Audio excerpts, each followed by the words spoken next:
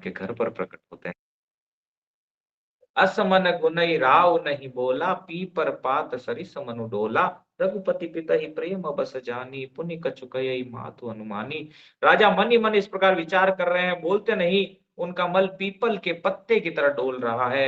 श्री रघुनाथ जी ने पिता को प्रेम के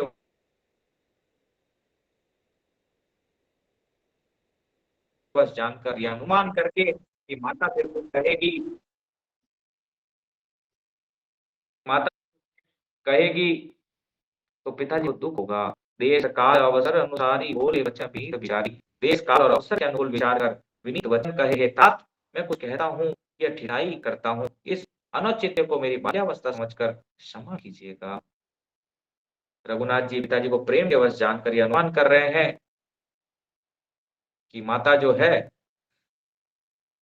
फिर कुछ कहेगी तो पिताजी को दुख होगा, और देश काल और अवसर का विचार करके कहे, हे तात मैं कुछ कहता हूँ यह ढिठाई करता हूँ, इस अनौचित्य को मेरी बाल्यावस्था समझकर क्षमा कीजिएगा। इस अत्यंत तुच्छ बात के लिए आपने इतना दुख पाया, मुझे किसी से पहले यह कहकर बात नहीं जनाई। स्वामी आप तो इस दशा में देखकर मेरी माता से पूछा, उनसे सारा प्रसंग सुनकर मेरे सब अंग शीतल हो गए, मुझे प्रसन्नता हुई। भगवान रामचंद्र जी कह रहे हैं अवसर जान करके कि मुझे बालक जान करके, हे तात मुझे क्षमा कीजिएगा अगर मैं कुछ कह दूं तो, परंतु पिताजी इतनी सी बात के लिए आप इतना कष्ट सहन कर रहे हैं। अरे ये तो बहुत छोटी बात है, इसको मुझे किसी के साथ संदेश भिजवा देते, ऐसा करना है। और मैं माता से पूछ रहा था आपको इस हाल में देखकर, परंतु अब सारे प्रसंग सुनकर के मेरे अंग जो है वो शीतल हो गए, मुझे प्रसन्नता हुई है। हे पिताजी इस मंगल के समय स्नेहवश होकर सोच करना छोड़ दीजिए और हृदय में प्रसन्न होकर मुझे आज्ञा दीजिए। यह कहते हुए प्रभु श्री रामचंद्र जी सर्वांग पुलकित हो गए। कह रहे हैं कि हे पिताजी आप इसका मत पाइए इतनी छोटी सी बात का, और आप मुझे आशीर्वाद दीजिए और आज्ञा दीजिए। इस तरह भगवान के सारे अंग जब ये कह रहे हैं तो सभी अंग पुलकित हैं, भगवान हृदय से आनंद में है। धन्य जनमु जगति तलतासु, पितहि प्रमोद चरित सुनि जासु। चारि पदारथ कर तलता के, प्रिय पितु मातु प्राण समझाके। आय सुपाली जन्म फल पाई, यहु बेगहि हो रजाई। विदा मातु सन आवहु मांगी, चली हऊ बनहि बहुरी पग लागी। अस कही राम गवनु तब कीना, भूप शोक बस उतरु न दीना। नगर व्यापी गई बात सुतीछी, छुअत चढ़ी जनु सब तन बीछी। सुनी भय विकल सकल नर नारी, बेली बिटप जिमि देखि धवारी। जो जई सुनई धुनई सिरु सोई, बड़ विषादु नहीं धीरज होई। मुख सुखाहि लोचन स्रवही, शोकुन हृदय समाई। मनहु करुण रस कटकई, उतरी अवध बजाई। सियावर रामचंद्र भज जय शरणम। जय सिया राम जय जय सिया राम, जय सिया राम जय जय सिया राम। फिर भगवान रामचंद्र जी ने कहा, इस पृथ्वी तल पर उनका जन्म धन्य है जिसके चरित्र सुनकर पिताजी को परम आनंद हो, जिसको माता पिता प्राणों के समान प्रिय हो। चारों पदार्थ अर्थ धर्म काम मोक्ष उनके करतलगत मुट्ठी में रहते हैं। आपकी आज्ञा पालन करके और जन्म का फल पाकर मैं जल्दी ही लौट आऊंगा, अतः कृपया आज्ञा दीजिए, माता से विदा मांग आता हूँ, फिर आपके पैर लगकर वन को चलूंगा। ऐसा कहकर तब रामचंद्र जी वहां से चल दिए। देखिए कितना सुंदर प्रसंग है ना। पूरा अवध जो है आनंद में था और पूरा अवध विरह में जा रहा है, पर भगवान कितने प्रसन्न है वन में जाने को और पिता की आज्ञा और माता की आज्ञा पालन करने में। कह रहे हैं मैं माता से विदा लेके आता हूं और फिर आपके चरणों में प्रणाम करके वन को चलूंगा। ऐसा कहकर तब रामचंद्र जी वहां से चल दिए। शोकवश राजा ने कोई उत्तर नहीं दिया। बहुत ही तीखी अप्रिय बात नगर भर में इतनी जल्दी फैल गई मानो डंक मारते ही बिच्छू का विष सारे शरीर में चढ़ गया हो। बोले बात इतनी जल्दी फैल गई जैसे बिच्छू अगर डंक मारे और उसका जहर पूरे शरीर में इमीडिएट द्रुत गति से चलता है, ऐसे ये बात आग की तरह फैल गई। इस बात को सुनकर सब स्त्री पुरुष ऐसे व्याकुल हो गए जैसे वन में आग लगी देखकर बेल और वृक्ष मुरझा जाते हैं। अवधवासी जो आनंद में थे वो ऐसे ही मुरझा गए जैसे आग लगने पर वृक्ष और बेलें मुरझा जाती है, वैसे ही मुरझा गए। जो यहाँ सुनता वो वही सिर पीटने लगता। बड़ा विषाद है, किसी को धीरज नहीं बनता। इतना प्रेम करते हैं अवधवासी देखिए भगवान राम जी से कि सभी मुरझा गए और अपना सिर पीटने लगते हैं जैसे हो जिसको ये बात पता लगती है। सबके मन सूखे जाते हैं, आंखों में आंसू बहते हैं, शोक हृदय में समाता नहीं, मानो करुणा रस की सेना अवध पर डंका जब उतर आई हो। बोले सबके मन सूख गए हैं, सबके आंखों में अविरल आंसू बह रहे हैं, शोक हृदय में समा नहीं रहा। ऐसा लग रहा है मानो करुणा रस जो है वो अपनी सेना के सहित अवध में उतर आए हों। मिलहि माज विधि बात बेगारी, जह तह देहि कै कहई गारी। एहि पाप ने बूझ का परऊ, छाई भवन पर पावक धरऊ। निज कर नयन काढ़ी चह दीखा, धारी सुधा बिसु चाहत चीखा। कुटिल कठोर को बुद्धि अभागी, भई रघुवंश बैनु बन लागी। पालव बैठी पेड़ एहि काटा, सुख महु शोक ठाठ धरि ठाटा। सदा राम एहि प्राण समाना, कारण कवन कुटिल पनु ठाना। सत्य कयई कवि नारी सुभाऊ, सब विधि अगहु अगाध धुराऊ। निज प्रतिबिंब बरकु घरी, कही जाई जानि न जाय नारी गति भाई। काह न पावकु जारि सक, कान समुद्र समाई। का न करे अबला प्रबल, के ही जग कालु न खाए। सियावर रामचंद्र भज जय शरणम। जय सिया राम जय जय सिया राम, जय सिया राम जय जय सिया राम। मिलहि माझ विधि बात बेगारी, जह तह देहि कै कहई गारी। सब मेल मिल गए, सब संयोग ठीक हो गए थे। इतने में विधाता ने बात बिगाड़ दी। जहां तहां लोग कैकई को गाली दे रहे हैं और इस पापिन को क्या सूझ पड़ा जो इसने छाए घर पर आग लगा दी। वह अपने हाथ से अपनी आंखों को निकाल कर देखना चाहती है और अमृत फेंक कर विष चखना चाहती है। यह कुटिल कठोर दुर्बुद्धि और अभागिनी कैकई रघुवंश रूपी बांस के वन के लिए अग्नि हो गई है। अवधवासी कैकई जी को गालियां दे रहे हैं, कह रहे हैं अरे निज कर नयन काढ़िचा देखा, अपने ही नयन निकाल करके देखना चाहती है। डारी सुधा विसु चाहत चीखा, अरे विष डाल करके अमृत चाहती है। कुटिल कठोर कुबुद्धि अभागी, कुटिल है कठोर है कुबुद्धि है अभागी है। वही रघुवंश बैनु बन आगी, और रघुवंश रूपी बांस के वन के लिए अग्नि हो गई है। ये कैकई पत्ते पर बैठकर इसने पेड़ को काट डाला, सुख में शोक का ठाठ ठटकर रख दिया। श्री रामचंद्र जी से सदा प्राणों के समान प्रिय थे, फिर भी न जाने किस कारण इसने यह कुटिलता ठानी। कवि सत्य ही कहते हैं कि स्त्री का स्वभाव सब प्रकार से पकड़ में न आने योग्य था, भेद भरा होता है। अपनी परछाई भले ही पकड़ा जाए पर भाई स्त्रियों की चाल नहीं जानी जाती। आग क्या नहीं जला सकती, समुद्र में क्या नहीं समा सकता, अबला कहाने वाली प्रबल स्त्री क्या नहीं कर सकती, और जगत में काल किसको नहीं खाता। सब ये इस तरह की बातें अवध में होने लगी। का सुनाई विधि काह सुना, का दिखाई चह काह धावा। एक कही भल भूपन कीना, बरु विचारी नहीं कुमति ही दीना। जो हटि भयउ सकल दुख भाजन, अबला बेबस ज्ञान गुण गाजन। एक धर्म परमिति पहिचानी, न पहि दोष नहीं देहि सयानी। सिबिद दीची हरिचंद कहानी, एक एक सन कयही बखानी। एक भरत कर सम्मत कयही, एक उदास भाय सुन रयही। कानी मूंद कर रद गही जीहा, एक कयही यह बात अलीहा। सुकत जाई अस कहत तुम्हारे, राम भरत कहु प्राण पियारे। चंदु चवे बरु अनलकन, सुधा हो बिसतू। सपने हु कबहु न करहि किछु, भरतु राम प्रतिकूल। सियावर रामचंद्र भज जय शरणम। जय सिया राम जय जय सिया राम, जय सिया राम, जय जय सिया राम।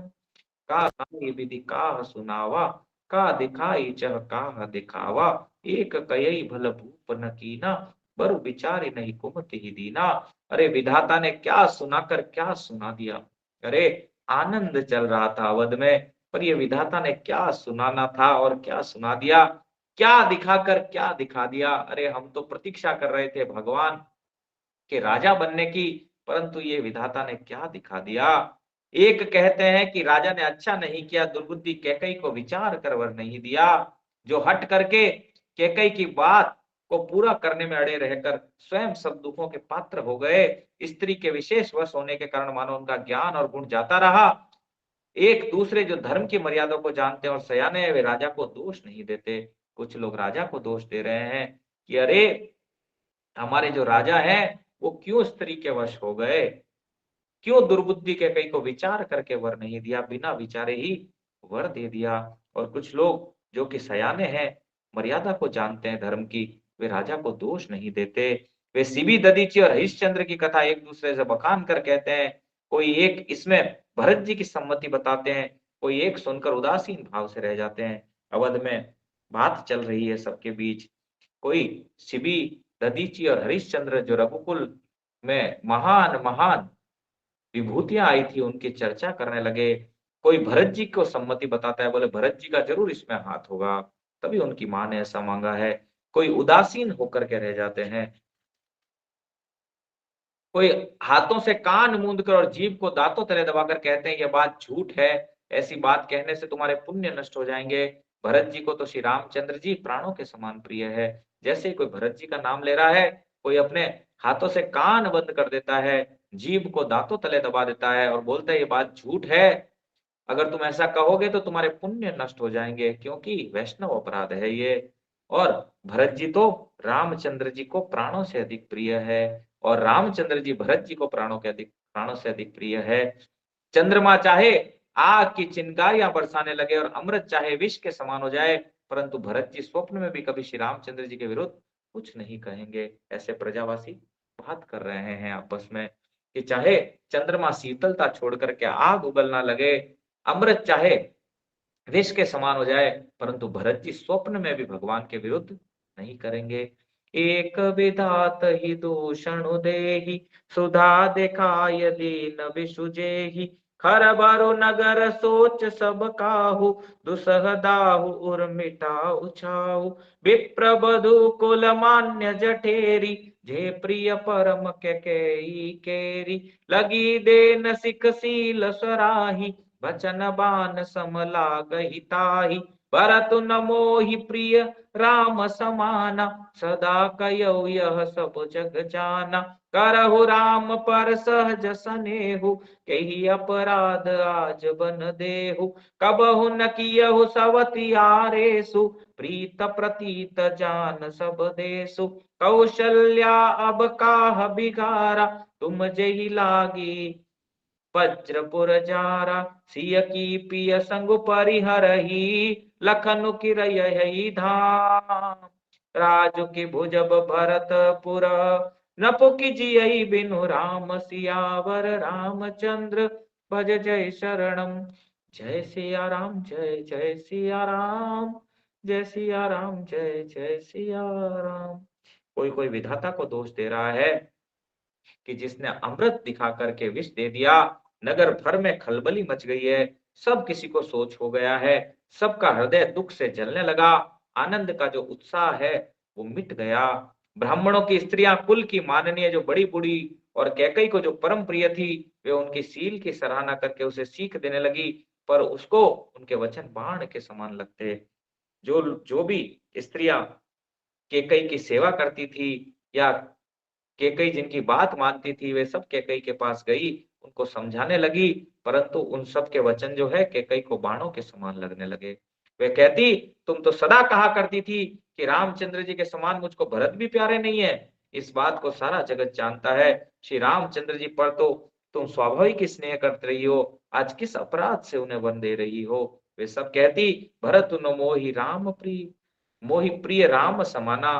बोले भरत तो राम जी मुझे भरत के समान प्रिय है, सदा कहो यह सब जगत जाना। सारा जगत जानता है कि तुमको रामचंद्र जी कितने प्यारे हैं, फिर तुमने ऐसा अपराध क्यों किया, क्यों उनको वन को भेज रही हो देवी?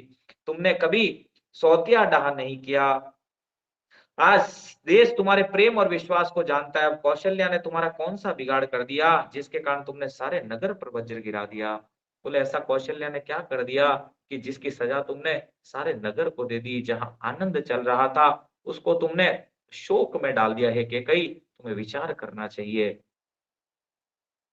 क्या सीता जी अपने पति का साथ छोड़ देंगी? क्या लक्ष्मण जी श्री रामचंद्र जी के बिना घर रह सकेंगे? क्या भरत जी रामचंद्र जी के बिना अयोध्यापुरी का राज्य भोग सकेंगे? और क्या राजा रामचंद्र जी के बिना जीवित रह सकेंगे? अर्थात न सीता रहेगी, न लक्ष्मण जी रहेंगे, न भरत जी राज्य करेंगे, और न राजा ही जीवित रहेंगे। सब उजाड़ हो जाएगा। सबके कई को समझा रहे हैं कि देखो, क्या सीता जी भगवान के बिना रह पाएगी? क्या लक्ष्मण जी भगवान के बिना रह पाएंगे? क्या भरत जी भगवान के बिना राज्य भोग कर पाएंगे? क्या राजा जीवित बच पाएंगे? अरे, तुम्हें विचार करना चाहिए। सारा उजाड़ हो जाएगा तुम्हारी इस छोटी सी गलती से। अस बिचार्योर छाड़ेहु कोहु, शोक कलंक कोटि जनिकोहु। भरत ही अवसि देहु जुबराजु, कानन काह राम कर काजु। नाहि न राम राज के भूखे, धर्म धुरी न विषय रस रूखे। गुरु ग्रह बसहु राम तजि गेहु, नपसन अस बरु दूसर लेहु।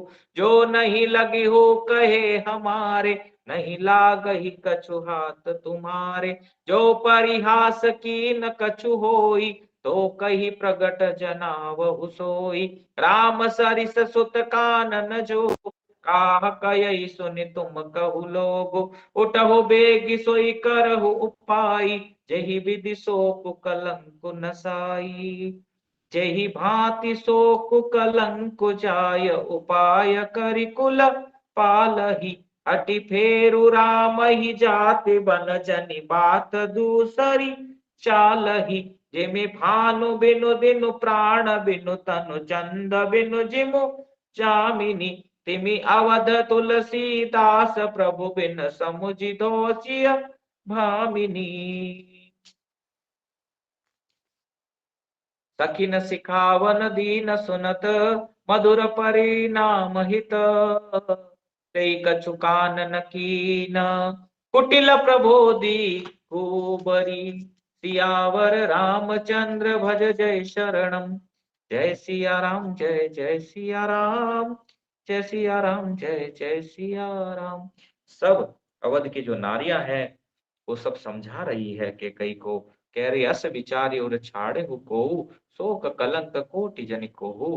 अरे हृदय में ऐसा विचार कर, क्रोध को त्याग दो हे के कई, और शोक और कलंक की कोठारी मत बनो। भरत को अवश्य युवराज पद दो, पर राम जी को वन में क्या काम है? बोले तुम भरत को युवराज बनाओ, कोई समस्या नहीं है, पर हमारे प्रिय आंखों के आनंद रामचंद्र जी को क्यों वन में भेज रही हो? रामचंद्र जी राज्य के भूखे नहीं है, वे धर्म की धुरी धारण करने वाले और विषय रस से सुखे, अर्थात उनमें विषयाशक्ति है ही नहीं। इसलिए तुम यह शंका न करो कि श्री राम जी वन न गए तो भरत के राज्य में विघ्न करेंगे।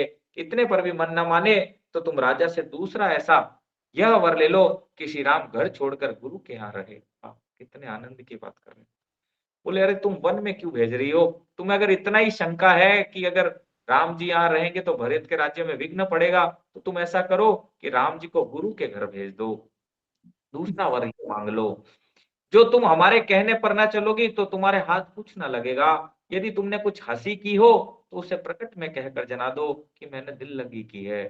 बोले अरे देखो, तुमने कुछ हंसी की है तो बता दो, परंतु अपना क्रोध त्याग दो, और हमारे कहने से नहीं चलोगी तो तुम्हारे हाथ कुछ लगने वाला है नहीं। राम सरी का पुत्र क्या वन के योग्य है? यह सुनकर लोग तुम्हें क्या कहेंगे? जल्दी उठो और वही उपाय करो जिस उपाय से शोक और कलंक का नाश हो। ऐसा उपाय कीजिए जिस तरह नगर का शोक और तुम्हारा कलंक मिटे, वही उपाय करके कुल की रक्षा कर वन जाते हुए श्री राम जी को हट करके लौटा ले। दूसरी कोई बात ना चला। तुलसीदास जी कहते हैं सूर्य के बिना दिन, प्राण के बिना शरीर, चंद्रमा के बिना रात, वैसे ही श्री रामचंद्र जी के बिना अयोध्या हो जाएगी। हे भामिनी, तो अपने हृदय की बात को समझ विचार कर तो सही। अवधवासी कह रहे हैं कि अरे हे देवी, तुम ऐसा विचार तो करो, क्या चंद्रमा के बिना रात हो सकती है? शोभाहीन हो जाएगी। सूर्य के बिना क्या दिन हो सकता है? क्या शोभा सूर्य नहीं है तो दिन का? अरे प्राण के बिना क्या शरीर रह सकता है? ऐसे ही रामचंद्र जी के बिना यह अयोध्या सूनी हो जाएगी। हे देवी, तुम अपने हृदय में इस बात को विचार तो करो। हे देवी, विचार करो। इस प्रकार सखियों ने ऐसी सीख दी जो सुनने में मीठी और परिणाम में हितकारी थी, पर कुटिला कुबरी की सिखाई पढ़ाई हुई कैकई ने इस पर जरा भी कान नहीं दिया। क्यों? क्योंकि कुबरी गुरु मिली थी कैकई को, उसकी बात को उसने पकड़ दिया। उतरु न देहि दुसहरि सरूखी, मृगी न चित भजनु बागिनी भूखी। व्याधि असाधि जानती न त्यागी, चले कहत मति मंद अभागी। राजु करत यह देव बिगोई, कीने सियस जस करहि न कोई। एहि विधि बिलपहि पुर नर नारी, देहि कुचालिहि कोटिक गारी। जरहि विषम जर लेहि उसासा, कवनि राम बिनु जीवन आशा। विपुल वियोग प्रजा अकुलानी, जनु जल चरगन सुखत पानी। असी विषाद बस लोग लुगाई, गए मातु पही राम गोसाई। मुख प्रसन्न चित चौगुन चाऊ, मिटा सोच जनि राखे राऊ। नव गवंदु रघुबीर मनो, राजु अलान समान। छूट जानि बन गवन सुनी, उर आनंद अधिकान सियावर। रामचंद्र भज जय शरणम। जय सिया राम, जय जय सिया राम। जय सिया राम, जय जय सिया राम। उतरु न देहि दुसहरि सरूखी, क्रोध के मारी जलने वाली कैकई ने कोई उत्तर नहीं दिया। ऐसे दिखती है मानो भूखी बागिन हिरनियों को देख रही हो। तब सखियों ने रोग को असाध्य समझकर उसे छोड़ दिया। सब उसको मंद बुद्धि भागिनी कहती हुई चल दी। वो सारी जो स्त्रियां थी उनको ऐसा लग रहा था कि ये भूखी बागिन है, और वो सारी हिरनियों के समान लग रही थी। तब सबने देखा कि रोग असाध्य हो गया है। तब सब लोग कैकई को मंद बुद्धि और अभागिनी कहती हुई वहां से चल दी। राज्य करते हुए कैकई को देव ने नष्ट कर दिया। इसने जैसा कुछ किया वैसा कोई भी ना करेगा। नगर के सब स्त्री पुरुष इस पर विलाप कर रहे हैं और उस कुचाली कैकई को करोड़ों गालियां दे रहे हैं। लोग विषम ज्वर, भयानक दुःख की आग से जल रहे हैं। लंबी-लंबी सांसें लेते हुए कहते हैं कि रामचंद्र जी के बिना जीने की कौन आशा है। महान वियोग की आशंका से प्रजा ऐसी व्याकुल हो गई, मानो पानी सूखने के समय जलचर जीवों का समुदाय व्याकुल हो गया हो। सारे अवधवासी चल रहे हैं हृदय की पीड़ा से, और अंदर इतना पीड़ा हो रहा है कि अरे हम प्रभु के बिना जीवित कैसे रहेंगे? अब जीने की आशा ही क्या है जब प्रभु को राजा बनते हुए नहीं देख पाएंगे? अरे राजा तो छोड़िए, प्रभु अवध छोड़ के जाएंगे, ऐसा हृदय में विचार करते ही अत्यंत दुख हो रहा है सबको, दारुण दुख हो रहा है। ऐसे ही जैसे मान लो पानी सूखने पर जलचर जीव जिस तरह से व्याकुल हो जाते हैं, ऐसे ही अवधवासी व्याकुल हो रहे हैं, क्योंकि उनका उनके जीवन का आधार तो प्रिय रामचंद्र जी ही हैं, और वे अवध छोड़ के जाने वाले हैं। सभी पुरुष और स्त्रियां अत्यंत विषाद के वश हो रहे हैं। स्वामी श्री रामचंद्र जी माता कौशल्या के पास गए। उनका मुख प्रसन्न है, चित्त में चौगुना उत्साह है। यह सोच मिट गया कि राजा कहीं रख ना ले। श्री राम जी को राज तिलक की बात सुनकर विषाद हुआ था कि सब भाइयों को छोड़कर बड़े भाई मुझको ही राज तिलक क्यों होता है। अब माता कैकेयी की आज्ञा और पिता की मौन सम्मति पाकर वह सोच मिट गया। हमने देखा पीछे भगवान के मन में ये था कि अरे चारों भाइयों का ही राज तिलक क्यों नहीं होता, मुझे अकेले का ही राज तिलक क्यों हो रहा है। तो अब जब पिता की आज्ञा और माता की आज्ञा मिल गई तो उनका सारा सोच मिट गया, और माता कौशल्या के पास प्रभु पहुंचे हैं। रामचंद्र जी का मन नए पकड़े हुए हाथी के समान, और राज तिलक उस हाथी को बांधने की कांटेदार लोहे की बेड़ी के समान है। वन जाना यह सुनकर, अपने को बंधन से छूटा जानकर उनके हृदय में आनंद बढ़ गया है। जय जय। बोले रामचंद्र जी जो है, राज तिलक है हाथी को बांधने जैसा। कांटेदार लोहे की बेड़ी से बांधने के समान है। और वन जाना, यह सुनकर उनको ऐसा लगा कि घाती बंधन से छूट गया है और हृदय में आनंद बढ़ रहा है। यह भगवान के लिए नहीं, हमारे लिए है। जीव विषयों की बेड़ियों में फंसा रहता है। जब विषय की बेड़ियां अपने आप ही मुक्त कर दे तो जीव को आनंद में रहना चाहिए कि इन विषयों से मैं मुक्त हो गया। पर ये विषय की बेड़ियां हमें दिखती नहीं है, जो जीव को इस संसार से बांधे रखती है। पुनरपि जननम पुनरपि मरणम पुनरपि जननी जठरे शयनम, बार बार जन्मना और बार बार मरना, यही जीव की स्थिति इसलिए होती है क्योंकि वो विषय की बेड़ियों में फंसा रहता है। तो उन विषय की बेड़ियों से निकलना चाहिए जीव को, तभी आनंद है, अन्यथा आनंद नहीं है। यस प्रभु जी, बोलिए। प्रभु जी हाथ खड़ा है आपका, ठीक है। हरि बोल।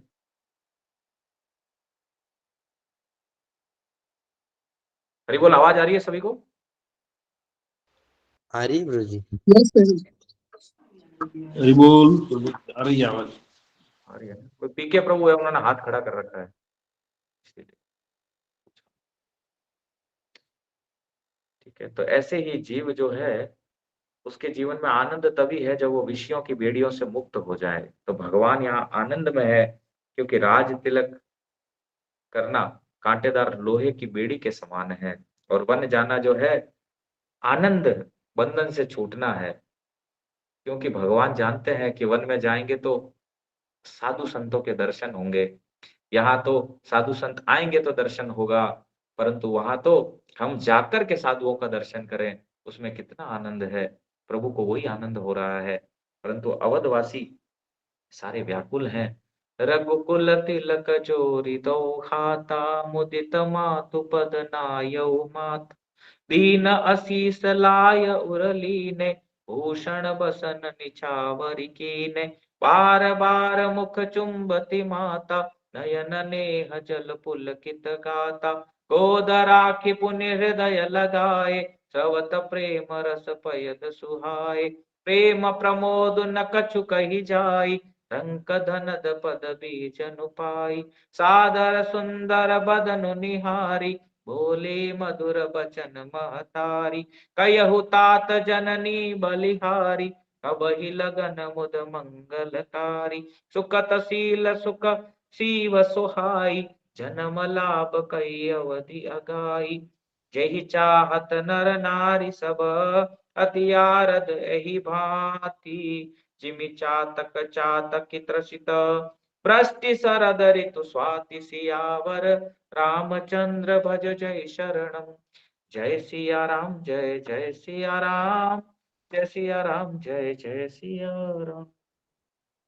रघुकुल तिलक जोरी दो हाथा, मुदित मातु पत नायऊ माथा। रघुकुल तिलक श्री रामचंद्र जी ने दोनों हाथ जोड़कर आनंद के साथ माता के चरणों में सिर नवाया। माता ने आशीर्वाद दिया, अपने हृदय से लगाया, उन पर गहने और कपड़े न्यौछावर किए। बार बार माता रामचंद्र जी का मुख चूम रही है, नेत्रों में प्रेम का जल भराया है और सब अंग पुलकित हो गए। श्री राम जी को अपनी गोद में बैठाकर फिर हृदय से लगा लिया है। सुंदर स्तन प्रेम रस दूध बहाने लगे हैं। जय, उनका प्रेम और महान आनंद कुछ कहा नहीं जाता, मानो कंगाल ने कुबेर का पद पा लिया हो। बड़े आदर के साथ सुंदर मुख देखकर माता मधुर वचन बोली, हे तात, माता बलिहारी जाती है, कहो आनंद मंगलकारी लग्न कब है, जो मेरे पुण्य शील और सुख की सुंदर सीमा है और जन्म लेने के लाभ की पूर्णतम अवधि है। माता आलिंगन और चुंबन कर रही है और पूछ रही है, तात वो अवसर कब आएगा जब मैं अपने नेत्रों से तुम्हारा राज तिलक देखूंगी, जो सुंदर सुख की सीमा है और जन्म लेने की पूर्णतया जो लाभ की अवधि है, वो तुम्हारा राज तिलक देखने की है। और जिस लगन को सभी स्त्री पुरुष अत्यंत व्याकुलता से इस प्रकार चाहते हैं, जिस प्रकार प्यास से चातक और चात की शरद ऋतु के स्वाति नक्षत्र की वर्षा को चाहते हैं, बोले सारे जो नगर के स्त्री पुरुष हैं वे ललायित हैं, व्याकुल है। कैसे व्याकुल है? जैसे चातक और चातकी शरद ऋतु के स्वाति नक्षत्र की वर्षा को चाहते हैं, ऐसे ही सारे व्याकुल हैं। तात जाय बलि बेगी नहाऊ, जो मन भाव मधुर कछु काहू, पितु समीप तब जायहु भैया, भई बड़ी जार जाई बलि मैया, मातु बचन सुति सुनी अति अनुकूला, जनु स्नेह सुर तरु के फूला, सुख मकरंद भये श्रिय मूला, निरखि राम मन भवरु न भूला, धर्म धुरी न धर्म गति जानी, कयहु मातु सन अति मृदु बानी, पिता दीन मोहि कानन राजू, जह सब भांति मोर बड़ काजू, आय सुदेहि मुदित मन माता, यही मुद मंगल कान चाता, जनि स्नेह बस डर पसी भोरे, आनंदो अब अनुग्रह तोरे, बरस चारि दस विपिन बसी, करि पितु बचन प्रमाण, आय पाय पुनि देखी हऊ, मनुजन कर सिमलान, सियावर रामचंद्र भज जय शरणम, जय सिया राम जय जय सिया राम, जय सिया राम जय जय सिया राम। बोलती है तात मैं बलैया लेती हूँ, तुम जल्दी नहा लो और जो मन भावे कुछ मिठाई खा लो भैया, तब पिता के पास जाना, बहुत देर हो गई है। माता बलिहारी जाती है। माँ तू बचन सुन अति अनुकूला, जन स्नेह सुर तरु के फूला। माता के अत्यंत अनुकूल वचन सुनकर, जो मानो स्नेह रूपी कल्प वृक्ष के फूल थे, जो सुख रूपी मकरंद से भरे थे और राज लक्ष्मी के मूल थे, ऐसे वचन रूपी फूलों को देखकर रामचंद्र जी का मन रूपी भौरा उन पर नहीं भूला। क्यों क्यों नहीं भूला? इतने सुंदर वचन सुन के भी रामचंद्र जी उसमें फंसे नहीं। क्यों? धर्म धुरी न धर्म गति जानी। धर्म धुरीन श्री रामचंद्र जी ने धर्म की गति को जानकर माता से अत्यंत कोमल वाणी से कहा, पिता दीन मोहि कानन राजू। हे माता, पिताजी ने मुझे वन का राज्य दिया है, जहां सब प्रकार से मेरा बड़ा काम बनने वाला है। आय सुदेहि मुदित मन माता, जहि मुद मंगल कानन जाता। है माता, तुम प्रसन्न मन से मुझे आज्ञा दो, जिससे मेरी वन यात्रा में आनंद मंगल हो। मेरे स्नेहवश भूल कर भी डरना नहीं। हे माता, तेरी कृपा से आनंद ही होगा। बोले, हे माँ, पिता ने मुझे वन का राज्य दिया है, अब तुम मुझे आशीर्वाद दो ताकि मैं आनंद मंगल के साथ उस यात्रा को कर पाऊं। और हे माँ, मेरी स्नेहवश भूल कर भी डरना मत। क्यों? तेरी कृपा से आनंद ही आनंद होगा। 14 वर्ष वन में रहकर पिताजी के वचन को प्रमाणित कर, फिर लौटकर तेरे चरणों का दर्शन करूंगा। तू मन को दुखी न कर। बोले, 14 वर्ष वन में रहकर पिताजी के वचन को प्रमाणित करके, सत्य करके, फिर लौट करके माँ तेरे चरणों का दर्शन करूंगा। तू मन को दुखी न कर माँ। वचन विनीत मधुर रघुबर के, सर सम लगे मातु उर करके। सहमी सुखी सुनि शीतल बानी, जिमि जवास पर पावस पानी। कही न जाय कछु हृदय विषादु, मनहु मृगी सुनि के हरिनादु। नयन सजल तन थर थर कापी, भाजहि खाय मीन जनु मापी। हरि धीरज सुत बदनु निहारी, गद गद बचन कहती महतारी। तात पितहि तुम प्राण पियारे, देखि मुदित नित चरित तुम्हारे। राजु देन कहु शुभ दिन साधा, कयहु जान बन के ही अपराधा। तात सुनावहु मोहि निदानु, को दिन कर कुल भयउ कृसानु। निरखि राम रुक सचिव सुत, कारण कयहु बुझाई। सुनि प्रसंग रही मूक जिमी, दशा बरनी नहीं चाहि। सियावर रामचंद्र भज जय शरणम। जय सिया राम जय जय सिया राम, जय सिया राम जय जय सिया राम। रघुकुल में श्रेष्ठ श्री रामचंद्र जी ने ये बहुत ही नम्र और मीठे वचन माता के हृदय में बाण के समान और कसकने लगे। उस शीतल वाणी को सुनकर कौशल्या जी वैसे ही सहम कर सूख गई, जैसे बरसात का पानी पड़ने से जवा सा सूख जाता है। जय जय। कयहि न जाय कछु हृदय विषादु, मन मृगी सुन के हरिनादु। हृदय का विषाद कुछ कहा नहीं जा सकता। हृदय का विषाद कहा नहीं जा सकता। कौशल्या जी का मानो सिंह की गर्जना सुनकर के हिरणी व्याकुल हो गई हो। नेत्रों में जर भराया, शरीर थर थर कांपने लगा, मानो मछली वर्षा का फेन खाकर बदहवास हो गई हो। धीरज धरकर पुत्र का मुख देखकर मादा गदगद वचन कहने लगी, हे तात, तुम तो पिताजी को प्राणों के समान प्रिय हो। तुम्हारे चरित्रों को देखकर वे नित्य प्रसन्न होते थे।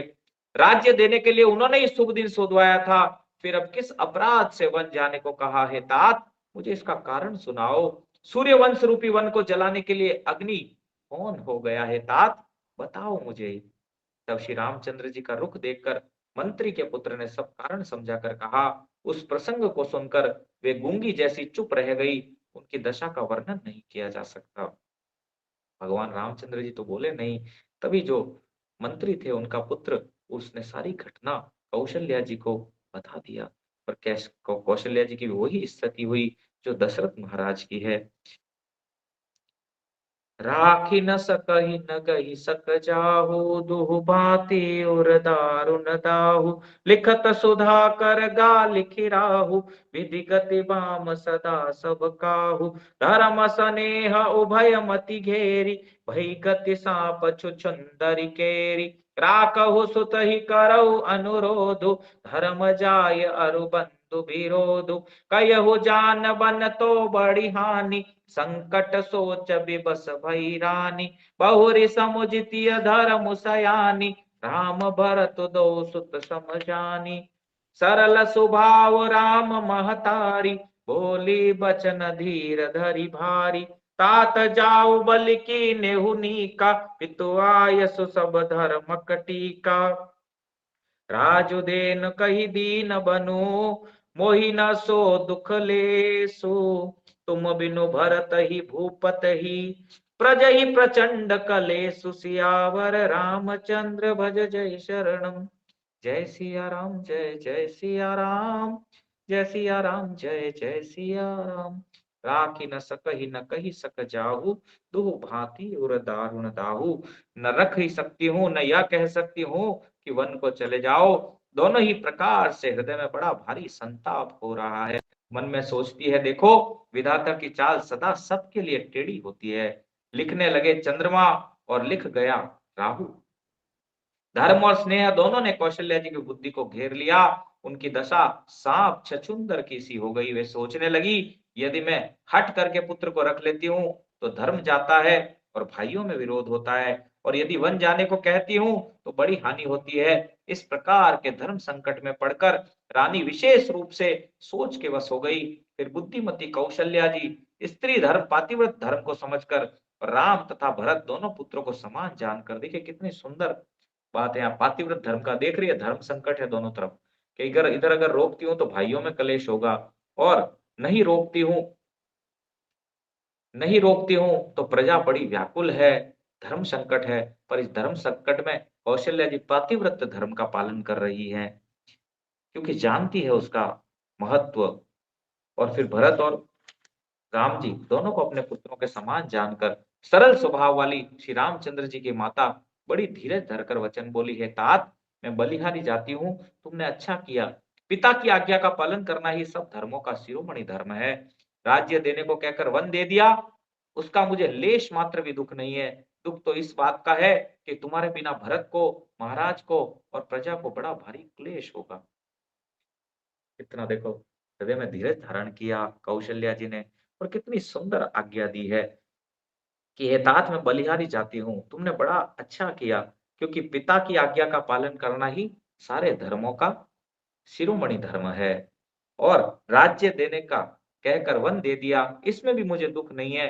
मुझे दुख तो इस बात का है कि भरत महाराज और प्रजा को जो बड़ा भारी क्लेश होगा, इसको जान करके मुझे बड़ी चिंता हो रही है पुत्र। अन्यथा आनंद ही है कि तुम पिता की आज्ञा का पालन कर रहे हो। हरे कृष्ण। आज की कथा को यहीं पर विराम देते हैं। आगे चलेंगे कल कथा के आगे के प्रसंग की ओर। वांछा कल्पतरुभ्यश्च कृपा सिन्धुभ्येव च पतितानां पावनेभ्यो वैष्णवेभ्यो नमो नमः। श्री रामचरितमानस की जय। गोस्वामी तुलसीदास जी महाराज की जय। श्री जगन्नाथ बलदेव सुभद्रा महारानी सुदर्शन महाराज की जय। राधा माधव अष्ट सखी वृंद की जय। गौनिताय की जय। गोपाल कृष्ण गोस्वामी महाराज की जय। भक्ति आश्रय वैष्णव स्वामी महाराज की जय। श्री बाबाजी महाराज की जय। शिला प्रभुपाद की जय निताई। हरे कृष्ण। तो आज की कथा को यहीं पर विराम दे रहे हैं हम लोग। कोई प्रश्न है तो आप लोग पूछ सकते हैं। हरे कृष्णा प्रभु जी। यस कुसुम माता जी, हरे कृष्ण।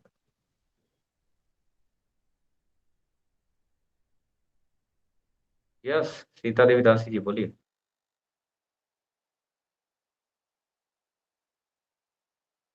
हरे बोलिए सीता कृष्णा, देवी पंचांग प्रणाम। जी, हरे कृष्ण। मेरा प्रश्न था कि है ना,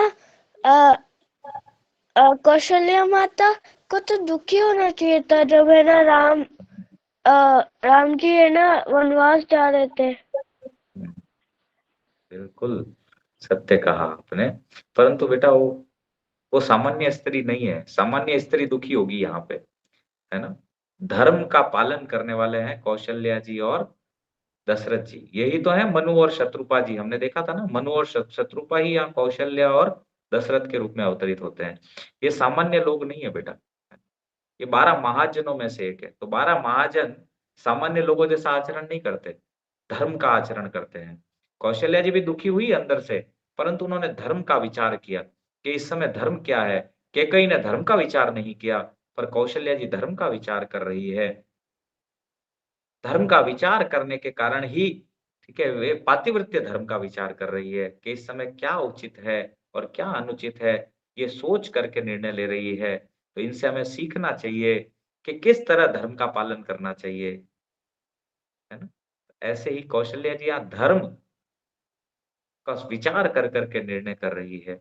यही उनसे सीखने की हमें आवश्यकता है कि महान लोग जैसा आचरण करते हैं ना पुत्री, आम लोग का ही आचरण करते हैं। तो उनका कर्तव्य है कि वो इस तरह का आचरण करें, और सामान्य नहीं है कौशल्य जी। हमने देखा था कि यही आगे जाकर के पीपा जी और सीता सहचरी जी के रूप में कलयुग में आते हैं। हमने सुना था ना उन दोनों का चरित्र भी। तो धर्म की धुरी है ये लोग, धर्म इन्हीं के कारण चलता है, इसलिए वो धर्म का पालन करने के लिए इस तरह का विचार कर रही हैं और उनको दुःख नहीं हो रहा है ना? आ गया समझ में? हाँ, ओके, हरे कृष्णा। हरे कृष्ण। यस, और कोई प्रश्न किसी का?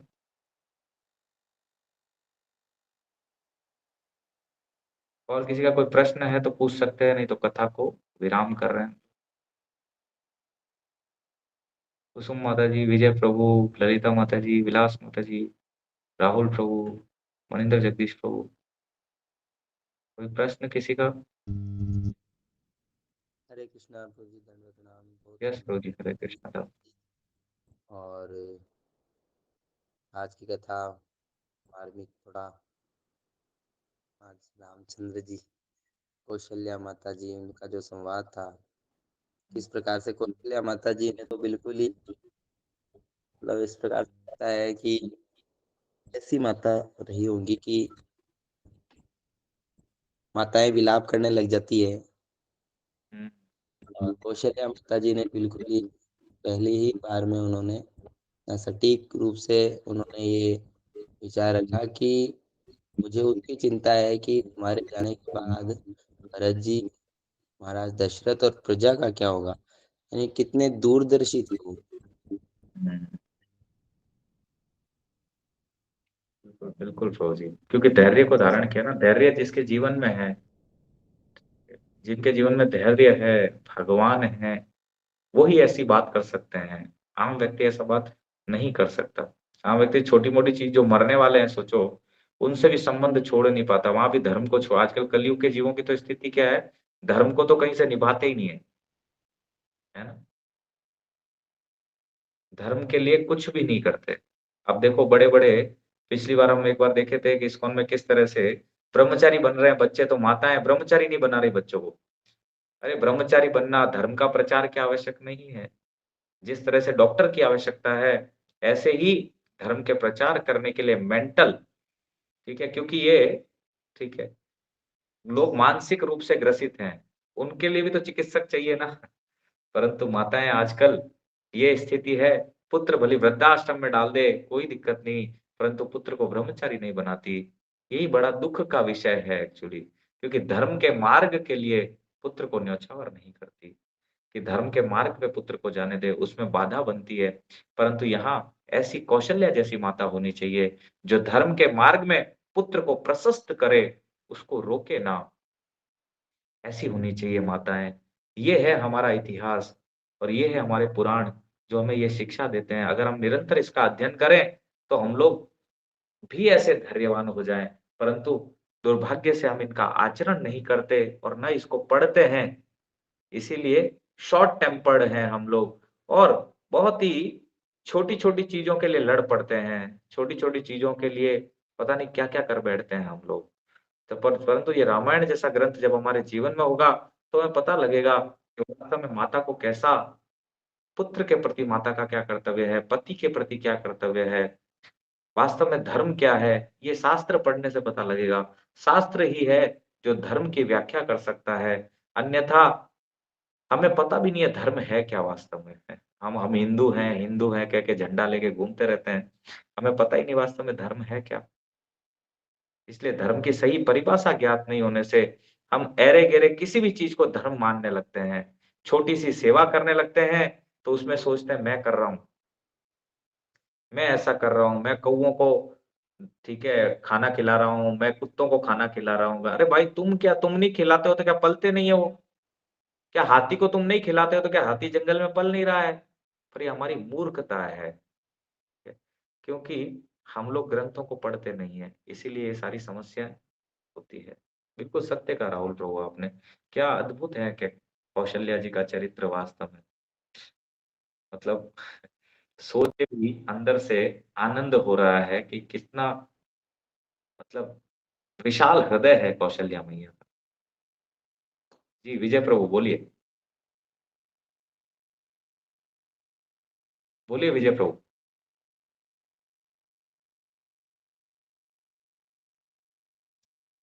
बोलिए विजय प्रभु।